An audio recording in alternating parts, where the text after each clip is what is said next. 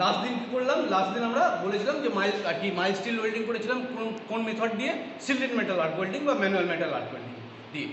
এবার আমরা প্রথম দিন যেটা করেছিলাম গ্যাস ওয়েল্ডিং, তার একটা লিমিটেশন ছিল যে বেশি থিকনেসের জবকে আমি গ্যাস ওয়েল্ডিং করতে পারিনি, ডিস্টোরশন পসিবিলিটি মোর, তার জন্য আমি অ্যাভয়েড করলাম গ্যাস ওয়েল্ডিংকে, করে নিয়ে আমি ম্যানুয়াল মেটাল বা সিল্টেড মেটাল আর্ক ওয়েল্ডিং করলাম। এবারে সিল্টেড মেটাল আর্ক ওয়েল্ডিং করতে গিয়ে আমি দেখেছিলাম যে আফটার ওয়েল্ডিং একটা স্ল্যাগ পড়ছে। এই স্ল্যাগটা ডিপোজিট মেটাল, মানে ধরো এটা ডিপোজিট মেটাল, এই ডিপোজিট মেটালের মধ্যে কখনো কখনো স্ল্যাগ কিন্তু ইনক্লুশন হয়ে যেতে পারে। মানে উপরে যে স্ল্যাগটা উপরে থাকার কথা ছিল ওই লিকুইড মেটালের সাথে ভেতরে চলে গেল। এবার আমি ভিজুয়ালি দেখলাম ওয়েল্ডিং ইজ গুড, কিন্তু যখন আমি এক্সরে করলাম তখনই দেখলাম আমার ডিপোজিট মেটালের মধ্যে একটা স্ল্যাগ ঢুকে আছে।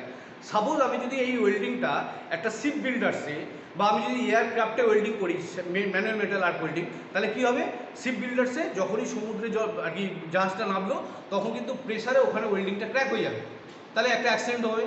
সেম আমি যদি এয়ার স্পেসে কথা বলি সেখানেও একটা প্রবলেম হয়ে যাবে। তার জন্য আমি দেখলাম যে এসএমএডাব্লিউতে একটা বড় প্রবলেম হচ্ছে স্ল্যাগ ইনক্লুশন, নাম্বার 1।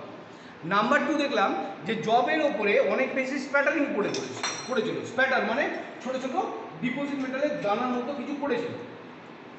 এই যে ছোটো ছোটো ডিপোজিট মেটাল পড়েছিল, কাছে আসো একদম, এই যে ছোটো ছোটো ডিপোজিট মেটাল এগুলোকে বলে স্প্যাটার। তাহলে স্প্যাটারটাও আমার একটা জবের ওপরে এফেক্ট হচ্ছে, এবং তারপরে দেখছি যে আমার ডিপোজিট মেটাল একটা লস হচ্ছে। তাহলে আমি এই ডিপোজিট মেটালটাকে রিমুভ করার জন্যে আমাকে চিপিং করতে হচ্ছে, এখানে একটা টাইম ওয়েস্ট হচ্ছে। স্ল্যাগ পড়ছে, সেখানে আমি চিপিং করছি, সেখানে একটা টাইম ওয়েস্ট হচ্ছে। তার মানে আমি দেখলাম এসএমডব্লিউ ওয়েল্ডিংয়ের ক্ষেত্রে অনেকগুলো প্রবলেম অ্যারাইজ করছে। নাম্বার 1 সবচেয়ে ভাইটাল হচ্ছে স্ল্যাগ ইনক্লুশন। নাম্বার 2 কখনো ব্লো হোল হয়ে যেতে পারে, ডিপোজিট মেটালটা একটা ড্রিল মতো হয়ে গেল, ব্লো হোল বলে। কখনো পোরোসিটি হতে পারে, যদি আমি ডিসি কারেন্টে পোলারিটির রং চয়েস করি, কারণ ডিসি কারেন্টে দুখানা পোলারিটি আছে, একটা স্ট্রেট পোলারিটি আছে, একটা রিভার্স পোলারিটি আছে। তাহলে what is the advantage to polarity changes, সেখানে একটা থিওরি প্রশ্ন চলে আসছে। The polarity changes depend on job thickness, electrode diameter and melting of the parent metal, বা মেল্টিং পয়েন্টটা, জবের মেল্টিং পয়েন্ট কত, এইটার জন্য। এবারে ডিপোজিট আমি এই যে পোলারিটি আমি চেঞ্জ করছি, তার পোলারিটি অ্যাডভান্টেজটা যেটা হচ্ছে সেটা হচ্ছে সব একদম যেটা পারফেক্টলি আমি যে ডিপোজিট মেটালের জন্য কনজিউম করার জন্যে আমার টেম্পারেচার দরকার, সেই টেম্পারেচার একমাত্র দিতে পারে সঠিকভাবে সেটা হচ্ছে পোলারিটি। রং পোলারিটি যদি চয়েস করি তাহলে আমার স্প্যাটারিং হবে, জব থিকনেস তাড়াতাড়ি মেল্টেড হয়ে যাবে, অনেক বেশি প্রবলেম এসে যাবে। তাহলে পোলারিটি দুখানা হয়, একটা হচ্ছে স্ট্রেট পোলারিটি, একটা হচ্ছে রিভার্স পোলারিটি। এবার স্ট্রেট পোলারিটি কখন বলবো, যখন আমার ইলেকট্রনে নেগেটিভ পোল থাকবে তখন বলবো স্ট্রেট পোলারিটি, আর যখন আমার জবে নেগেটিভ থাকবে অর্থাৎ নেগেটিভ পোল থাকবে তখন বলবো রিভার্স পোলারিটি, কারণ তখন ইলেকট্রনে চলে গেছে পজিটিভ পোলারিটি। এবার আমি পোলারিটির মধ্যে যদি আমি ক্যালকুলেট করি কে আমাকে বেশি টেম্পারেচার দিচ্ছে, কারণ ডিসি কারেন্ট হচ্ছে ডাইরেক্ট কারেন্ট, এসি কারেন্ট যেগুলো দেখলাম যে বোথ পোলার ইকুয়াল টেম্পারেচার ডিস্ট্রিবিউট, অর্থাৎ alternative nature, clockwise anti clockwise ঘুরছে, এত সেকেন্ডে ধরো 50 to 60 ডিউটি সাইকেল কভার করছে। অর্থাৎ পোলারিটি আমি পাচ্ছি ডিসি কারেন্টে না এসি কারেন্টে, তার কারণ হচ্ছে এসি হচ্ছে ডাইরেক্ট কারেন্ট। এবারে আমি দেখলাম পজিটিভ পোলে আমি পোলারিটির যে টেম্পারেচার, পজিটিভ পোলে পাচ্ছি 66.35% টেম্পারেচার, আর নেগেটিভ পোলে পাচ্ছি 33.5%। তাহলে আমার এই যে চেঞ্জেসটা, এই যে স্কোপটা আমি পেলাম, আমি দেখলাম জবের যদি মেল্টিং পয়েন্ট কম হয় তাহলে আমি জবে নেগেটিভ পোলটা দেবো, ইলেকট্রোডে পজিটিভ পোলটা দেবো। আবার যদি দেখি জবের থিকনেস বেশি তাহলে অবভিয়াসলি আমি জবে পজিটিভ পোল দেবো, কারণ টেম্পারেচার বেশি ওখানে, নেগেটিভ পোলটা তখন দিয়ে দেবো ইলেকট্রোড ডায়ামিটার কম বলে। ক্লিয়ার?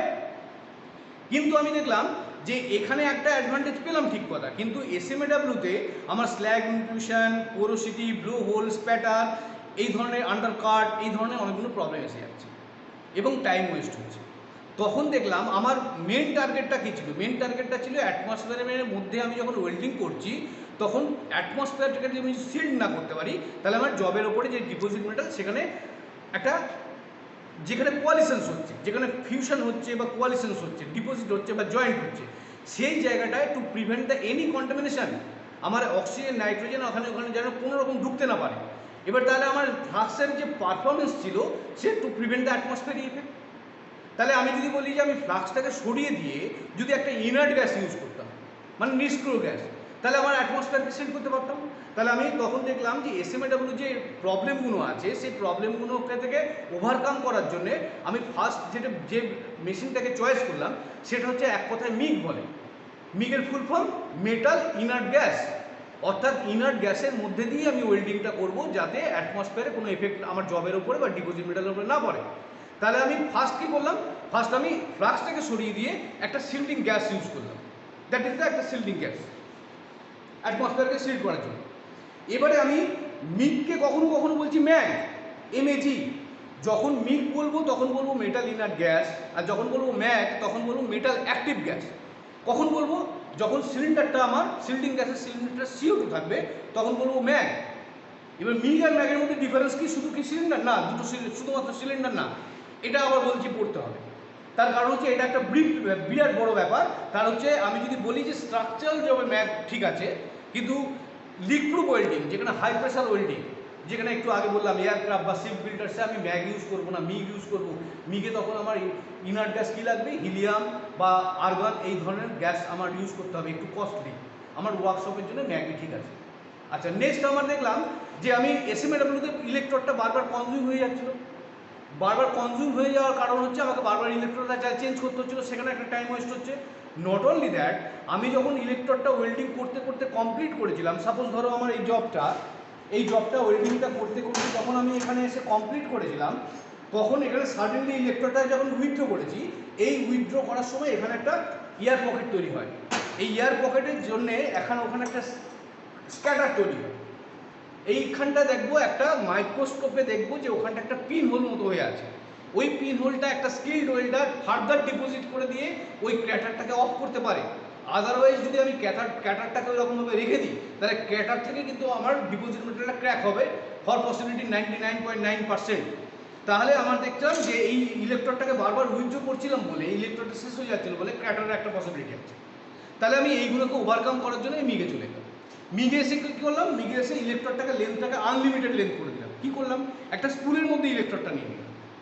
এখানে আমি বলছি SMAW ওয়েল্ডিং করতে গিয়ে আমি মিনিমাম ন্যারো গেজের যে ইলেকট্রোডটাকে পেয়েছিলাম মার্কেটে, সেটা হচ্ছে 2.4, 2ও পাওয়া যায়, 1.6ও পাওয়া যায়, সেগুলো এখন আমরা অতটা ইউজ করি না।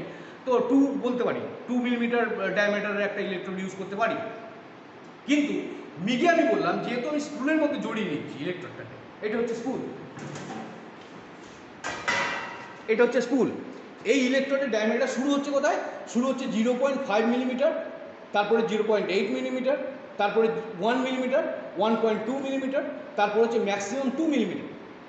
তাহলে আমি এই ইলেকট্রোডটাকে ন্যাকেড ইলেকট্রোড অর্থাৎ বিয়ারার ইলেকট্রোড, আমি প্রথম দিন যেটা বলেছিলাম যে 2 টাইপ ইলেকট্রোড, একটা ফ্লাস্ক কোটেড ইলেকট্রোড আর একটা হচ্ছে বেয়ারার ইলেকট্রোড। তাহলে আমি বেয়ারার ইলেকট্রোড, আমি আজকে যে ওয়েল্ডিংটা করবো মিগে, সেটাও মাই স্টিল ওয়েল্ডিং করবো।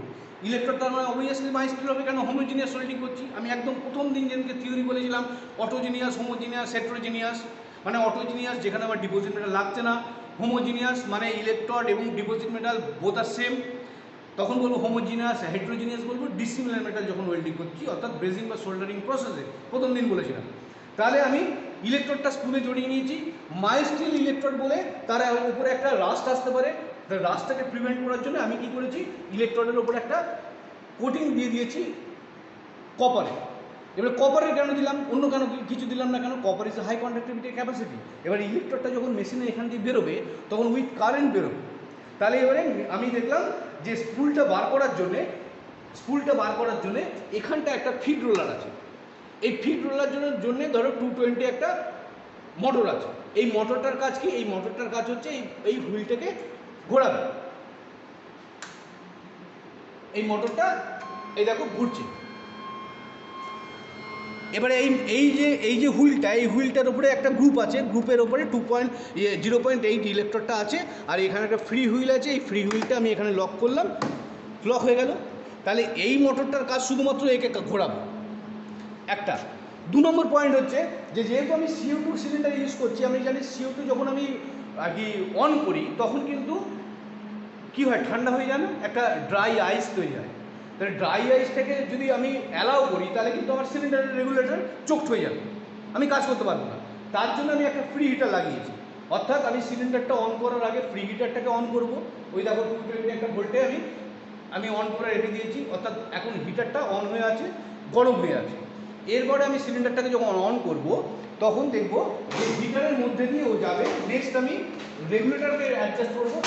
ধরো আমি সিলিন্ডারটাকে অন করলাম, হাফ রাউন্ডের বেশি কখনোই সিলিন্ডার খুলবো না, অন করেছি, এবারে রেগুলেটর আমি অ্যাডজাস্ট করলাম কাজ করার জন্যে, ধরো 10 মিলিমিটার 10 লিটার পার মিনিট এরকম ধরনের একটা অ্যাডজাস্ট করলাম।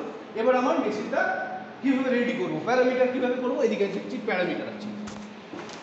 ফার্স্ট প্যারামিটার দেখছি এখানে আমি এখনকার মেশিন অনেক ইজি হয়ে গেছে। একটা সময় যখন আমরা এই ধরনের ট্রেনিংগুলো নিয়েছিলাম তখন আমাদের প্রত্যেক কটা প্যারামিটারকে আলাদা আলাদা অ্যাজ পার থিওরি আমাকে অ্যাডজাস্ট করতে হতো। এখন দেখো ইজি হয়ে গেছে, 1 থেকে 10 পর্যন্ত মার্ক করে রেখে দিয়েছি। অর্থাৎ আমি দেখছি যে তিনে যদি আমি এই মার্কিংটা এরকম রাখি তাহলে কিন্তু এটা মিন হচ্ছে, দেখো এখানে একটা সিম্বল আছে, সেটা হচ্ছে আমার ইলেকট্রনটা কী মোশনে বেরোবে। এবারে একটা ম্যানুপুলেশনের একটা ব্যাপার এসে গেল, অর্থাৎ আমি ম্যানুপুলেশনটা কত ফাস্ট করতে পারছি না স্লো করতে পারছি তার উপর ডিপেন্ড করবে আমি এই অ্যাডজাস্টটা কমাবো না বাড়বো। তাহলে আমি দেখলাম এই অ্যাডজাস্টমেন্টটার উপরে ডিপেন্ড করছে কি ভোল্টেজ অ্যাম্পিয়ার, অর্থাৎ যে যত বাড়াবো অ্যাম্পিয়ার তত বাড়বে, যত কমাবো অ্যাম্পিয়ার তত কমাবে, অটোমেটিক্যালি আমাকে সেটা মেশিনটা আমাকে দেবে। নেক্সট হচ্ছে এখানে একটা আমি 6 রেখে দিয়েছি, অর্থাৎ ভোল্টেজটা আমার এখানে রিকোয়ারমেন্ট অফ ভোল্টেজ আরও কমে গেল। তার কারণ হচ্ছে ডিসি কারেন্টের জন্য আমি দেখলাম একটা কনজুমেবল ইলেকট্রোড ইউজ করেছি, কিন্তু তার সাথে সাথে ফ্লাক্স কোটেড ইলেকট্রোড ইউজ করেছি বেয়ারার ইলেকট্রোড, ন্যারো গেজ। অর্থাৎ আমার যদি ইলেকট্রোড এখানে টাচও হয়ে যায় তাহলেও কনজিউম হবে, অর্থাৎ যে আর্ক লেন্থের গ্যাপটা সেই গ্যাপটা আরও কমে গেল। এখানে আমি একটা নব রেখেছি নর্মালে, মেশিনটা একটা অ্যাডভান্টেজ করে গিয়েছে স্পট ওয়েল্ডিং করার জন্য, স্টিক ওয়েল্ডিং করার জন্য। আমি নর্মাল ওয়েল্ডিং করবো, নর্মাল ওয়েল্ডিং রেখে দিলাম। এই দুটো স্টিচ আর স্পট ওয়েল্ডিংয়ের জন্য অ্যাডজাস্টমেন্টের ব্যাপার, এই দুটো আমার এখন দরকার নেই। যখন আমি স্টিচ বা স্পট ওয়েল্ডিং করবো তখন এই দুটোর জন্য করবো। তাহলে আমার মেশিনের প্যারামিটার মোটামুটি ইজি, এটা দেখে মনে হচ্ছে ইজি। কিন্তু আমি যদি আমার মার্কেটে গিয়ে ক্রেমফির মেশিন দেখি, এই অ্যাডজাস্টমেন্টেই কিছু না হলে 50খানা অ্যাডজাস্টমেন্ট আছে, অর্থাৎ প্যারামিটারটা অ্যাডজাস্ট করবো 50টা নব ঘুরিয়ে, অনেক বেশি ডিফিকাল্ট। তাহলে আমি দেখছি প্রত্যেক কোম্পানিরই তার নিজস্ব একটা চয়েস আছে, নিজস্ব চয়েসের উপরে মেশিনগুলোকে আর কি তৈরি করে, এবং সেটাকে আমার জানতে হয়, শিখতে হয়। আমি যদি থিওরিটা না ভালোভাবে পড়তে পারি তখন কিন্তু আমি অ্যাডজাস্টমেন্টটা করতে পারবো না। তাহলে একটা ডিপ্লোমা এবং একটা বিটেক ইঞ্জিনিয়ারের কাজ কি, থিওরিতে 100% কনসেন্ট্রেট করা আর তার সাথে সাথে প্র্যাকটিক্যালটাকে একটু ফান্ডামেন্টাল নলেজ রাখা। তাহলে মেশিনটা আমি রেডি করে নিয়েছি। মেশিনটা রেডি করার পরে এবারে আমি ওয়েল্ডিংটা কীভাবে করবো, আমি দেখছি যে এখানে আমি বলেছি নন স্টপ ইলেকট্রন কনজিউম হবে, অর্থাৎ আমার সব কটা প্যারামিটার রেডি হয়ে গেছে। এখানে একটা কন্ট্রোল সুইচ আছে, এই জায়গাটা একটা কন্ট্রোল সুইচ আছে। যতক্ষণ আমি কন্ট্রোল সুইচটা আমার প্রেস করে রেখে দেবো, ইলেকট্রন কিন্তু কন্টিনিউয়াসলি বেরোবে, অর্থাৎ যতক্ষণ চাপবো ততক্ষণই বেরিয়ে যাবে। তাহলে আমি ওইভাবেই কনজিউম করবো। এবারে আমি দেখছি যে ওয়েল্ডিংটা কীভাবে করবো। আমি SMAW ইলেকট্রোড যখন ইউজ করেছিলাম আমি বলেছিলাম জব আর ইলেকট্রোডের মাঝখানে যে গ্যাপটা সেটা হচ্ছে 3 মিলিমিটার। এখানে কিন্তু 3 মিলিমিটার বা 2 মিলিমিটারের ফ্যাক্টর না, এখানে হচ্ছে যে এই হোল্ডার আর এই ইলেকট্রোডের যে বেরিয়ে আছে এইটাকে বলে stick out, STICK, stick out. এই স্টিক আউটটা এখানে আবার ইম্পর্টেন্ট। আমি হোল্ডার জবে টাচ করবো না, কিন্তু স্টিক আউটটা মেনটেন করবো। যখনই কনজিউম হচ্ছে তখন কিন্তু জবের সারফেস আর ইলেকট্রোডের মাঝখানে যে গ্যাপটা সেটাকে বলবো স্টিক আউট। এই স্টিক আউটটা যদি আমার বেড়ে যায় তাহলে একটা স্প্যাটারিং সাউন্ড হবে, আর স্টিক আউট যদি ঠিক জায়গায় থাকে কোনো সাউন্ড হবে না, একটা স্মুথলি সাউন্ড হবে। তাহলে দেখে নিই, আজকে আমি এটা একটা ধরো বার জয়েন্ট করবো, দুখানা পিস প্লেট এরকমভাবে দুখানা গ্যাপ রাখবো, যেটাকে বলেছি রুট গ্যাপ। এই রুট গ্যাপ রেখে বোথ সাইডে দুখানা ট্যাগ ওয়েল্ড করবো। তার কারণ হচ্ছে ট্যাগ ওয়েল্ড যদি না করি এক সাইড দিয়ে ওয়েল্ডিং করতে গেলে এরকমভাবে গ্যাপ হয়ে যাবে, ডিস্ট্রশন হবে। তাহলে আমি এরকমভাবে রাখলাম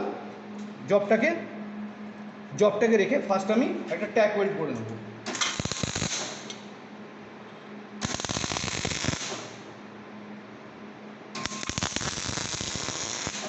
হলো, আচ্ছা এবারে সিম্পল একদম আমার ওয়েল্ডিংটা করবো। ধরো আমি হরাইজন্টাল সাইড দিয়ে, তখন আমি আর কি ডাউন হ্যান্ড পজিশনে করেছিলাম, এখন ধরো এই দিক দিয়ে করছি। তাহলে আমার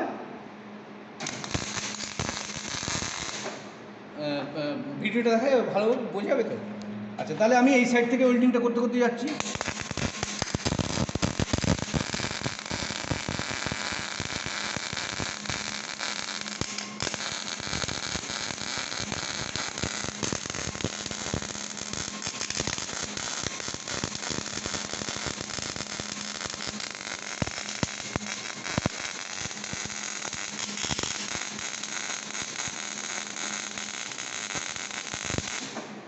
আচ্ছা দেখো, এতখানি ওয়েল্ডিং করলাম, করে আমি আর কি হাফ ওয়েল্ডিং করলাম তোমাদের দেখাবার সুবিধার জন্য।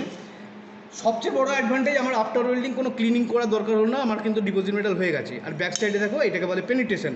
এই যে ব্যাক সাইডে জবটার মধ্যে চলে এসেছে লিকুইড মেটালটা, এটাকে বলে পেনিট্রেশন। আচ্ছা, নাম্বার 1। নাম্বার 2 দেখো, স্প্যাটারটা সেরকম হয়নি।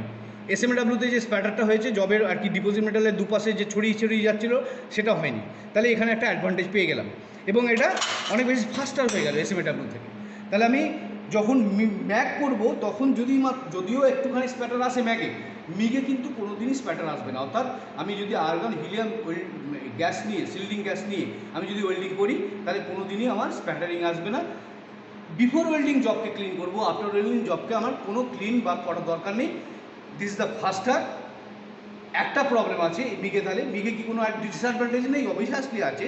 মিগ কিন্তু রিফ্রেক্টারি রিঅ্যাক্টিভ মেটালকে ওয়েল্ডিং করতে পারে না, অর্থাৎ টাংস্টেন, মলিবডেনাম, টানটানাম এই ধরনের মেটালকে ওয়েল্ডিং করতে পারে না।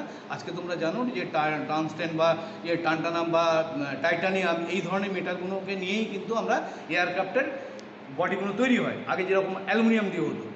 তাহলে আমি দেখছি যে মিগের যে ডিসঅ্যাডভান্টেজ, সেই ডিসঅ্যাডভান্টেজটা দুটো পয়েন্ট। সেটা হচ্ছে টাংস্টেন, মলিবডেনাম এই ধরনের মেটালকে ওয়েল্ডিং করতে পারে না, অর্থাৎ রিফ্রেক্টারি এবং রিঅ্যাক্টিভ মেটালকে ওয়েল্ডিং করতে পারে না। তাহলে তখন কি জন্ম নিল? তখন আবার জন্ম নিল টিগ ওয়েল্ডিংয়ে, যেটা বলে tungsten inert gas. 1 minute sir, এদিকে আসুন। টাংস্টেন ইনার্ট গ্যাসটা ইন্টারেস্টিং। এখানে আমরা দেখছি যে আমার মেশিনটায় এই যে হোল্ডারটা, এই হোল্ডারটার মধ্যে একটা নন কনজিউমেবল টাংস্টেন ইলেকট্রোড আছে, এবং আমি শুধুমাত্র এইখানে যখনই আমি স্পার্কিং করব, একটা হাই ফ্রিকোয়েন্সি আছে, আমি যখনই স্পার্ক করবো দূর থেকে শুধুমাত্র আর্ক গ্লোটাই পাবো। এবার যখনই আর্ক গ্লো পাবো, গ্যাস ওয়েল্ডিং যেভাবে আমার বাঁ হাতে ফিলার রড ছিল, এখানেও আমি ফিলার রড রাখবো, রেখে স্মুথলি ওয়েল্ডিং করে দেবো। এটা কিন্তু মিগের থেকে আরও বেশি সফিস্টিকেটেড, আরও বেশি লেটেস্ট। এবং এখানে আমি দেখছি যে টাংস্টেন, মলিবডেনাম, টানটানাম যে কোনো মেটালকে ইজিলি ওয়েল্ডিং করতে পারে। অবভিয়াসলি ওই মেশিনের থেকে দামটাও বেশি, ওইটা 1 লাখ টাকা দাম, এটা 1.5 লাখ টাকা দাম, ঠিক আছে?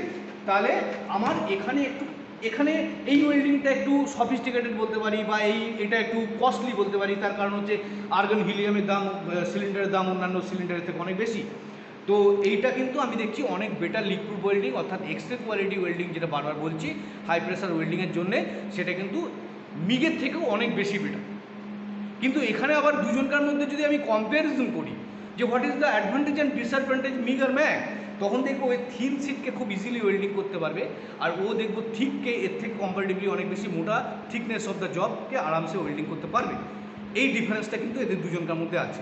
ওকে, তাহলে আমরা আজকে পেলাম মিগের আমরা যখনই পড়বো প্রত্যেকটা ওয়েল্ডিংকে নিয়ে, ধরো আমি বলছি 8খানা এক্সপেরিমেন্ট, কিন্তু আমরা প্রত্যেক সময় আমরা যদি কম্পেয়ার করি what is the difference between gas welding আর SMW, what is the difference between SMW with MIG, what is the difference between MIG and TIG, তাহলে এই কম্পারিজন করতে করতে যদি আমি 40খানা ওয়েল্ডিং মেথডে যাই, তাহলে কিন্তু আমার সিনারিওটা, আমার ভিজুয়াল ব্যাপারটা খুব ইজি হয়ে যাবে, খুব পরিষ্কার হয়ে যাবে। তখন কিন্তু আমি সাজেস্ট করতে পারবো অ্যাজ পার সুপারভাইজার বা অ্যাজ পার ইঞ্জিনিয়ার যে এই জবটা যেটা এসেছে আজকে ওয়েল্ডিং সেকশানে, সেই জবটা কোন মেথডে ওয়েল্ডিং করা উচিত। আদারওয়াইজ যে ওয়েল্ডার, সে কিন্তু হয়তো তোমাকে পরীক্ষা করতে পারে স্যার কোন ওয়েল্ডিংটা করবো। তোমার যদি কনফিডেন্স লেভেলটা ঠিক থাকে, তাহলে কিন্তু তুমি ওয়েল্ডারকে ইজিলি তুমি বলে দিতে পারো মিগ করবে না, ম্যাগ করবে না, এসএমডাব্লিউ করবে না, গ্যাস ওয়েল্ডিং করবে। ওকে, তাহলে আজকে এখানে স্টপ করলাম।